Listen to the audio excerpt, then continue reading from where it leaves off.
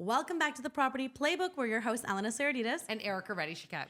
And today we have Jonathan Cohen back with us again. He is going to talk to us a little bit about his book today and kind of about life balance. Like, how do you manage a law firm and write a book? And used to be a bodybuilder and manage a professional wrestler and podcast myself. So it's all good. I always say it's not a question of a lack of time, it's a lack of priorities. And if everything is scheduled, there's a to-do list. My thing that I've always found is when I feel like I have like 3-4 things sitting in my head that I have to do, it weighs me down and then I can't focus on anything. I keep worrying and thinking about these things I gotta do. I've trained myself that if I have something imminently in my head, I go to my to-do list, I plug in my to-do list, I put a category for it, I'll give myself a due date of when I have to deal with it. And then every time my head comes back to me and says, I want to think about this, I tell my head, no, mind. You know what? We have a to-do for that, and we're going to deal with it when we've said. So now you're going to stop thinking about it. And I let it just disappear, and I just want to focus on what I'm doing imminently. So this is my book, The 6 Commandments of the Chosen Life. And my life's work, essentially, the book that I've always manifested and wanted to write and record. And we're in a different day and age now. So it's funny, back, years ago, it'd be just a physical book, let's say. Now it's physical book, ebook, and then as well as the audiobook. So as a first-time author, I've had to learn with the publishing house how things work and how things get staggered.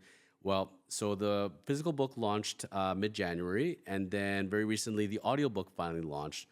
There's a lot of criteria of how they record an audiobook, and it has to be very precise. So for example, if you have 5 seconds between chapters, that's great in the recording. If it's 6 seconds, it will not go through. They're that exact. Wow. All the levels have to be exact. So, you don't listen to a book and 1 minute it's very high, 1 minute it's very low. It has to be very consistent. That's how they're supposed to do it. So when I made the conscious decision, I'm going to do the audiobook. I'm not going to just do a physical book. I didn't hire an audiobook person. I hired a music producer. I figured they've done music. They record themselves. They're an artist. So they're preparing it the same way they record, let's say, Drake's album. And so I want that kind of quality. And what the person, his name is Ron Lopata, awesome dude. Shout out to Ron. He's off right now and doing tours and with his own music because he's a musician as well. And so as we've bonded together and we're preparing the book, he's in the genre. He's gone full circle from rock. He's now to classical music, back to his roots. So he's been recording and putting out to the world great classical music. One of his songs had over 1 million hits on Spotify. Wow. So Ron came to me and said, with your permission, I'd like to take some of my work and I want to embed it into the book. I think it would work really well for a lifestyle guidebook, for a motivational book, that people hear music throughout the book. And I said, yes, please. Like, that's an amazing idea. Thank you. And he actually, at some points, recorded original music that was made just for the book. And so the book's in 3 parts. Different parts have different music depending on what the theme is. And so you're listening to the book. It's not a traditional, this is my book, It's actually like a theatrical performance because music will come out of nowhere. It'll soothe you and motivate you.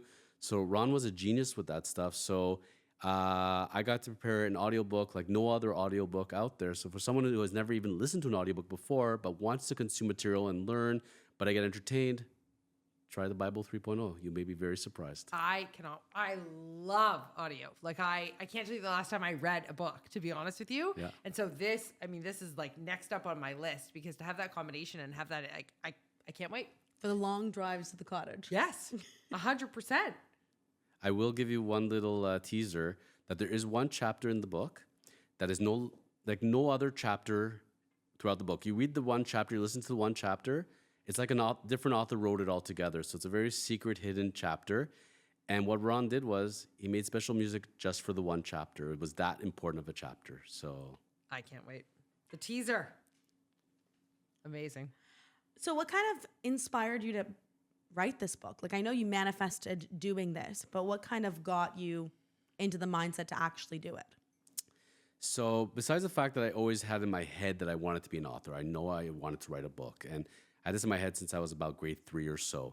And throughout my life, I started and stopped several books and just never had the springboard or the oomph to get it done. And so at some point in my life, I sold myself on the fact that it's never going to happen. I'm not good enough. I'm not talented enough. And it's just, I'm too busy. What am I going to talk about? All these excuses, the things that we sell ourselves at the end of the day when we're in low points. So it's very easy to just get busy, get things done in the most imminent points and say, big picture stuff, yeah, it's nice. I'm sure other people do it. It's not going to be me. And when the concept hit me all of a sudden out of the blue one day, I saw I was literally in my home and I saw the title and I saw all the chapter headings. I ran to my computer, I started writing it out, and I hadn't written in years. I talk about in the book the story, but I was over a decade of writer's block, reader's block. I hadn't written a single thing, hadn't read anything other than work-related stuff, really. And it started flowing out of me, and I wrote out 2 chapters. And what I realized why it was coming to me was because this is what I've been focusing my life on for the past 10, 15 years. All the changes where I took myself, I would say, literally out of the gutter and took myself to the penthouse, and everything I did to change myself physically, mentally, and spiritually. And I kept trying, when people asked me or knew me from my past, said, whoa, you look younger now than you did 10 years ago. And what are you doing? Like, your arms look big, your hair's growing back in. Like, what the heck is going on with you? Are you like Benjamin Button? Yeah. I would start to give them glimpses of what I've been doing. And then I kind of realized subconsciously what I wanted to do was I wanted to prepare the full story, the full handbook.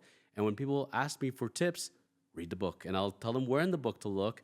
And rather than having to write it out each time, boom, there it is. So I think it was me being excited that I got to take my life to directions which I thought were never even possible. I set myself goals. I've far exceeded them in life. And now I want to motivate people to understand no matter how old you are, no matter gender, culture, religion, education, job, it's never too late. I want to inspire people that they can always pick themselves up, they can make tweaks in their lives, and they can discover the best them possible. Can you kind of run us through that? I know it's personal, but can you kind of run us through how you came to being a partner at Cormans? Because I know that there was some hiccups along the way. Absolutely. So a big part of the book I attribute to is yoga, actually. Yoga changed my life. Yoga fixed my life. And early on in my book, in the dedication, I dedicated the book to my brother, who took me as a young man. We lost our father at a young age, so he took me from a boy to a man. And yoga took me from a man to the person I am today. Like yoga was the keeper that took me where his job ended, so to speak. And I remember vividly when I was practicing daily yoga, at one point I did 395 days in a row, going to the studio every single day, sometimes twice a day. Once I stayed all day and did every class. I was looking for answers. I knew that I'm stuck in life. I don't know what to do. And I have health issues. I look horrible. I feel horrible. What the heck am I going to do here? And something told me, just go to yoga. Go to yoga. You'll get physically fit. Your mind will get clear, and you'll figure out what the heck, And I remember one day being in a class and lying there in Shavasana, the dead man pose. I'm lying there, and I'm sitting there, lying there, and I'm like, class about to start. And it hit me, and I said, oh my God, this is my life. This is where I'm at. I have a job I hate. I have a relationship I hate. I'm living my life for everybody else. I have sacrificed my happiness completely. This is as good as it's getting for me. Like, this utterly blows. I don't want to live this life anymore. And I almost started hyperventilating, and I started freaking out. And then once I calmed myself, kept going to yoga, and I'm like, okay, now that I understand there's an issue, what the heck am I going to do with this?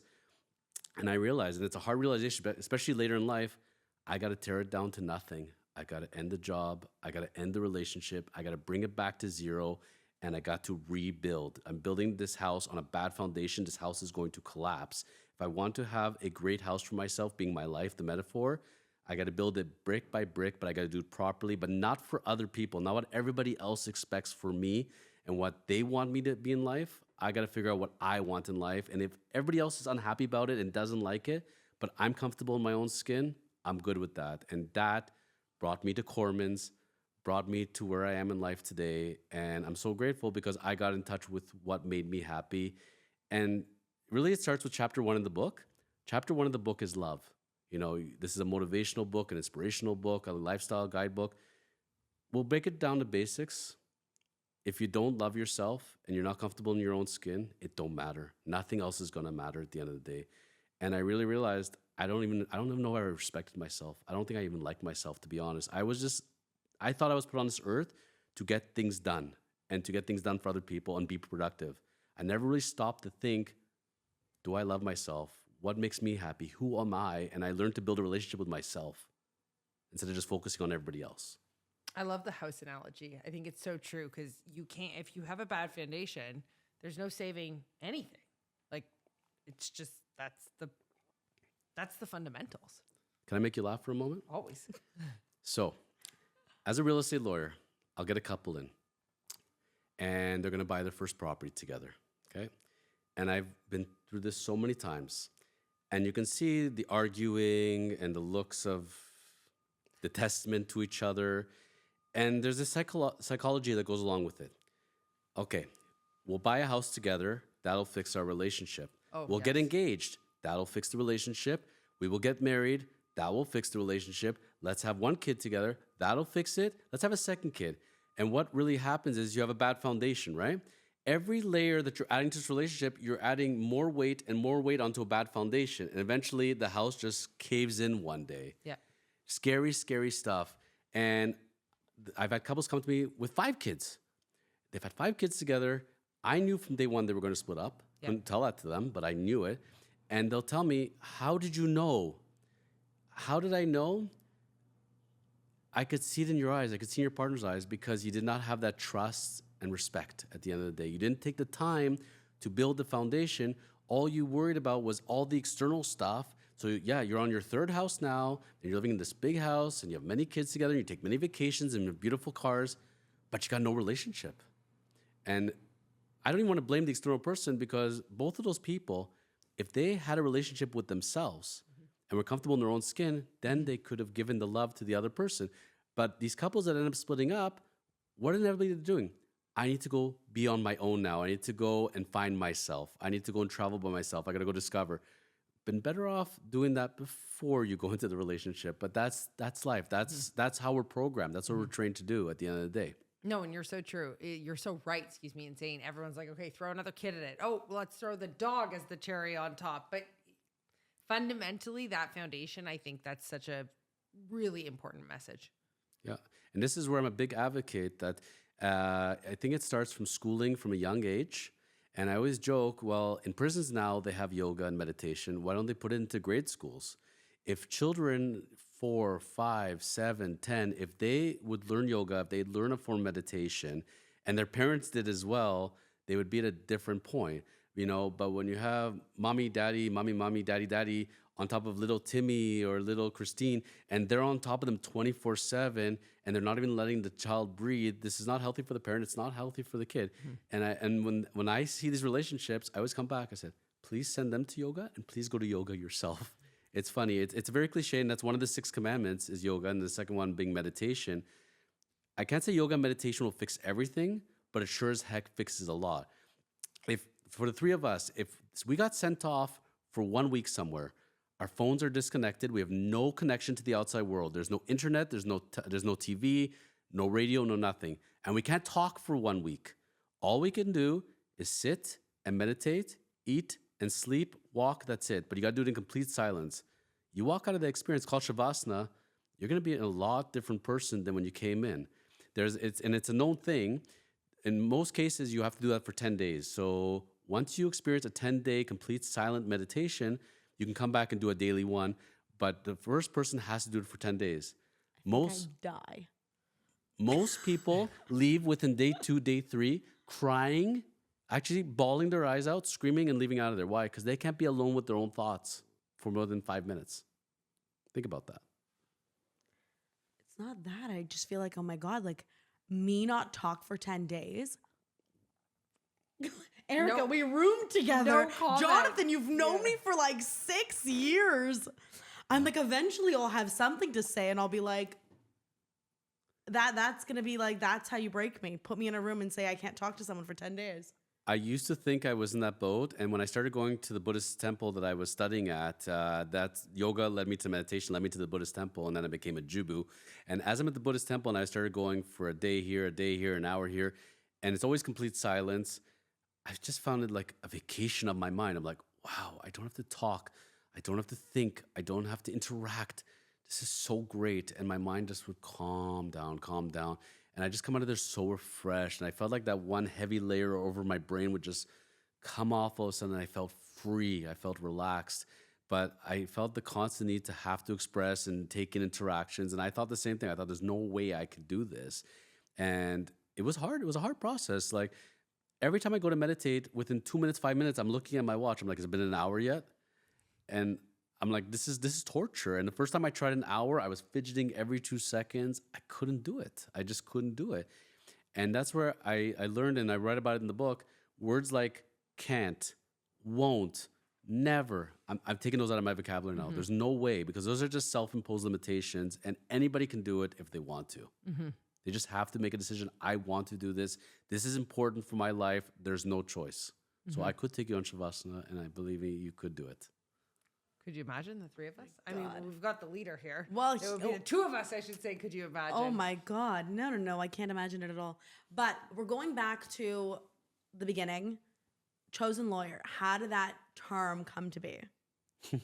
So back to the decision to bring the life back down to nothing. And then one day, I'm going to build up into the image of what I think it's going to be. And so I'm driving, one day in my car, and I see this sign for a realtor. And the realtor had a sign. They were a religious person, and they were looking up to the heavens and basically saying, like, God has chosen me to bring your house. And I'm like, this is so incredibly cheesy. I love this. I love this.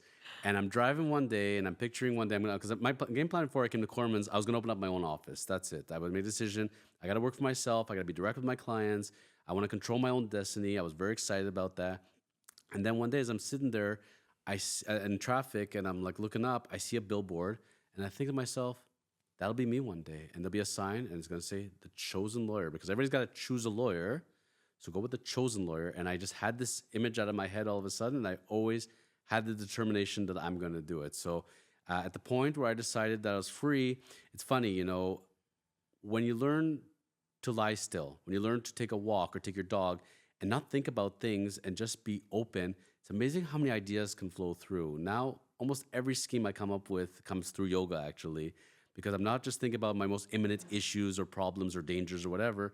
And it's amazing what the brain can come up with, what the mind can come up with. So that's where it came from, actually, just being clear-minded, driving one day, manifesting what I think it's going to look like for myself.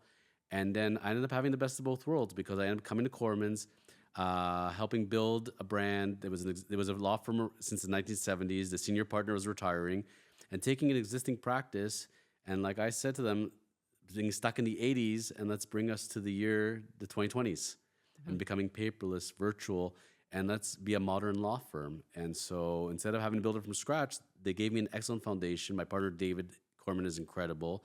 And we bounce ideas off of each other, and learning that it's not just going to be my way, that we can work together, collaborate. And it's amazing what two people can come up with together rather than each one as an individual. So it's the universe and me being very lucky and putting it out there. Does David also go to yoga? This is the question that I've been having. David is one of the first people to have finished my book.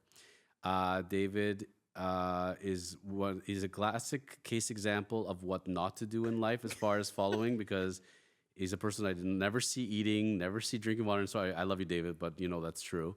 And because he comes from the generation from lawyers, and even in my generation still, I'm not that young, but I'm not that old, but still, I've worked 20 hours. I haven't eaten all day. I've slept 1 hour, like this kind of thing. These were all badges of honor in my profession.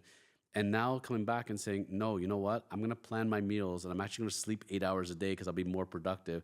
That was counter to what we were taught. When you're working on Bay Street, this is the expectation. Like, doctors have the same thing, accountants have the same thing.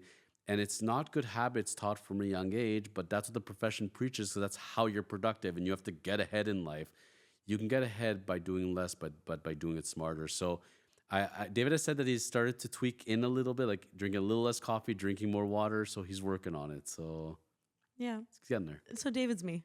Me and David have a lot in common. It's clearly what we're going to. I'm like, nope, I need my meals. I need my this. I need to carve it out. That's pretty much how how real estate started for me. I was like, oh my God, I forgot to eat all day. Like, I guess it's 8 o'clock, time to eat now. Like, oh, like I don't have time to go work out every day because I'm running around doing X, Y, Z.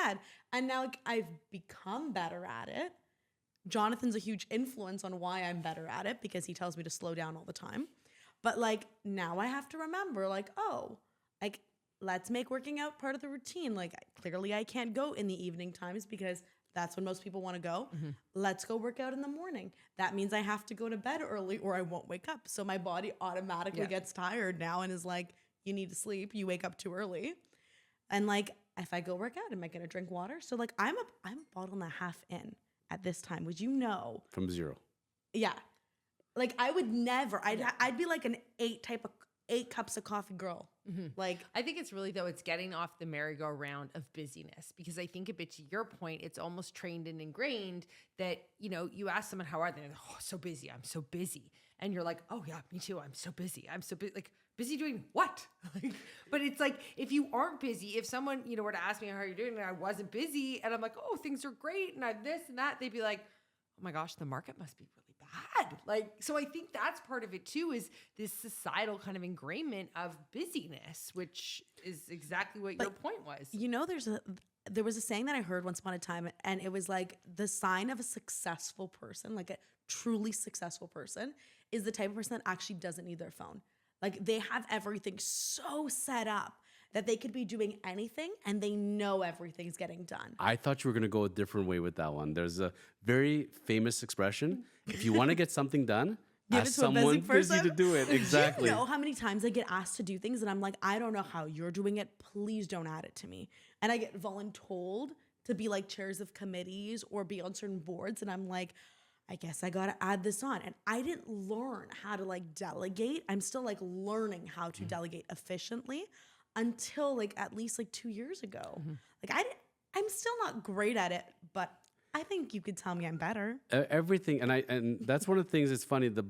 This book is like 3 books in one essentially, but it's not just a book on how to drink water, how to meditate, how to learn how to sleep. I give all those life systems, but even I'm very big into organization, productivity, and minimalism, all these kind of concepts. How do I get my workouts done? Very simple. I go into my calendar the week before, I look at my calendar the week ahead, and I schedule all my workouts, my yoga sessions, and I put them in like doctor's appointments. That's it. If you have a doctor's appointment, you're going to show up to your doctor's Yeah, appointment, it's right? a non-negotiable. Right. But if you come to your schedule already done, we're in the week now, and you say, okay, you know what? I'll work out 3 times a week. What's going to happen is you're going to look at your calendar today. Oh, it's already full. I'll do it tomorrow. I'll wait till tomorrow. Then you come to tomorrow. It's full again. Why? You never scheduled it. You never made it a priority. Everything is going to take over, and you're not going to do it, right? At the end of the day. Even things like as far as eating well. Well, I make a point that I'm going to stop my day at a certain point at night. What do? I spend half an hour. I go through my fridge. I start meal prepping, or I start packaging it up. And I make a game plan for myself. Here's what I'm going to eat today, and here's how many times I'm going to eat and what times roughly.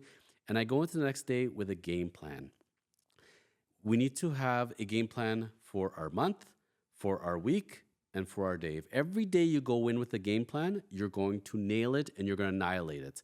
If you go in every day, I'm going to wake up whenever I'm going to wake up, and I'll eat whenever I'm going to eat, and I'll work out whenever I'm going to work out, what ends up happening is you didn't work out, you didn't eat, and guess what? You actually didn't get very much done in general just because you spent half the time being stressed and tired.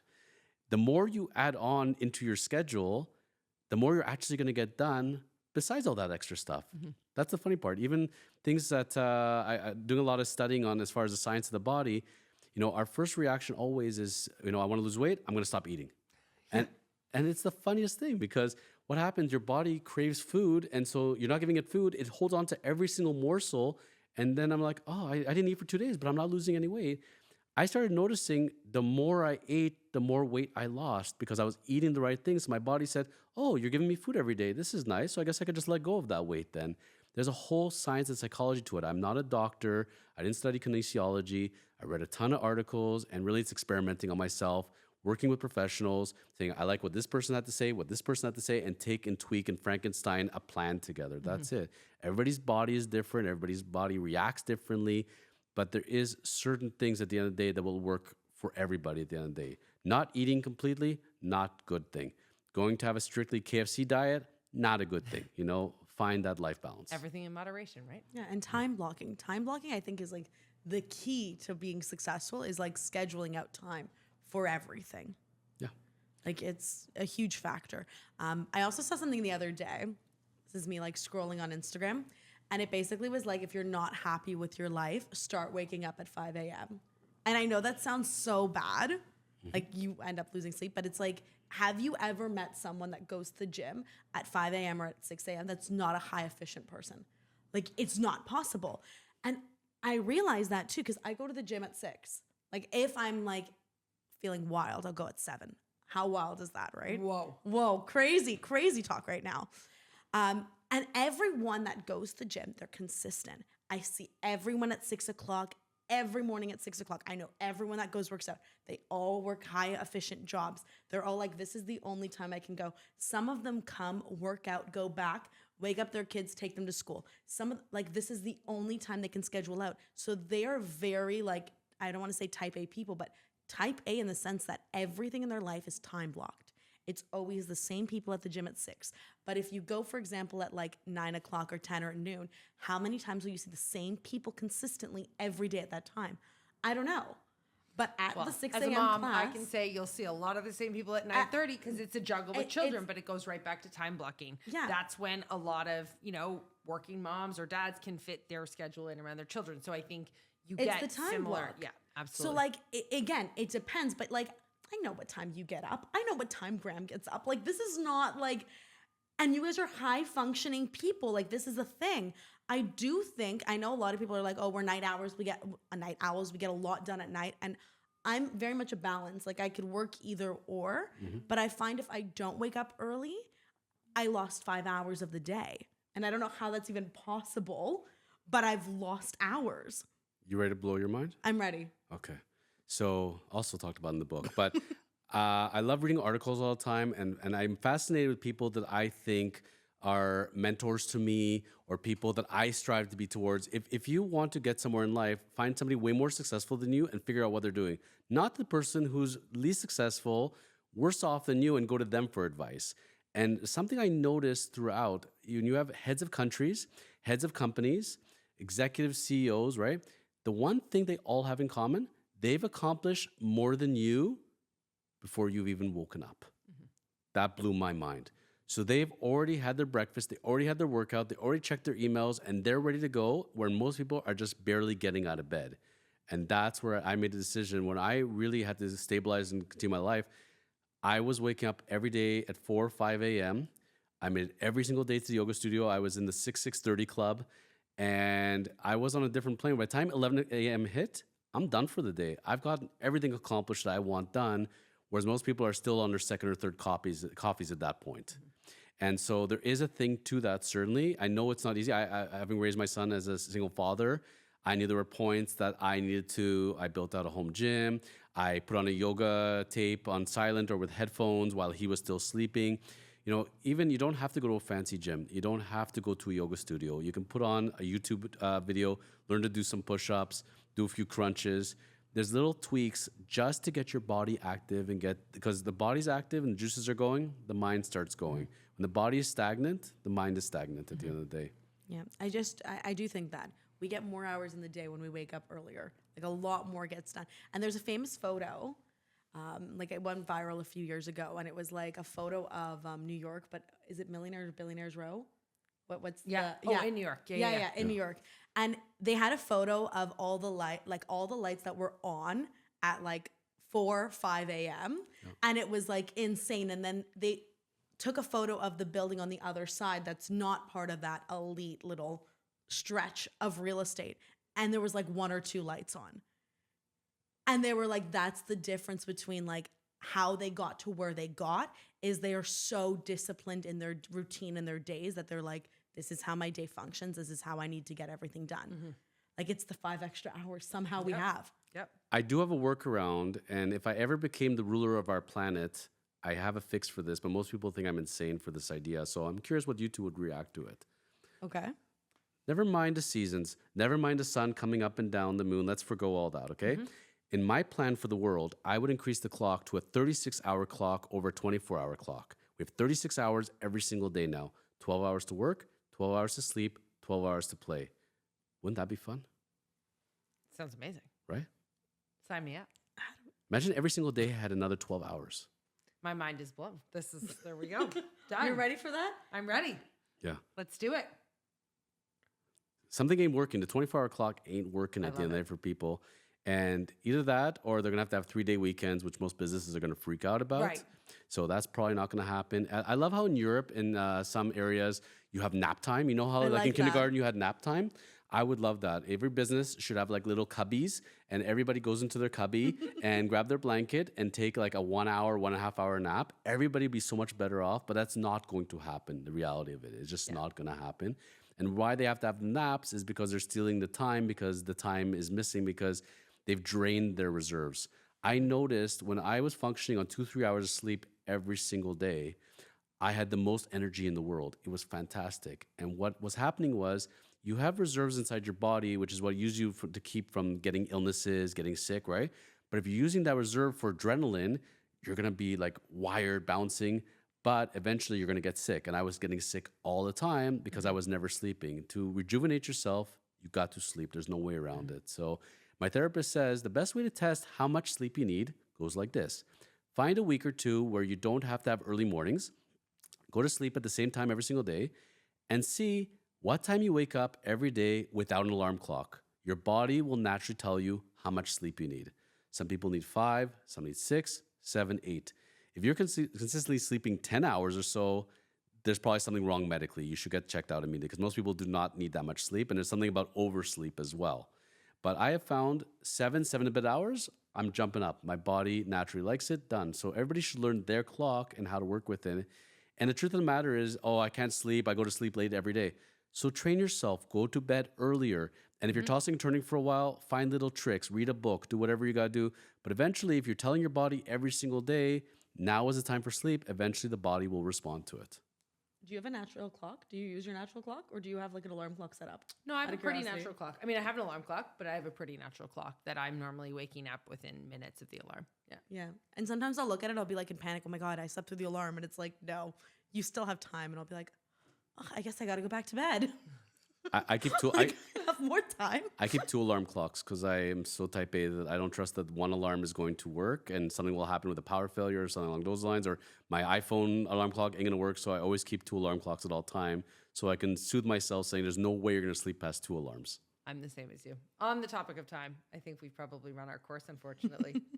Well, if you do want to check out Jonathan's book, we'll leave a link in the comments. If you like Absolutely. content like this, make sure to like, follow, and subscribe. Thank you for watching Property Playbook.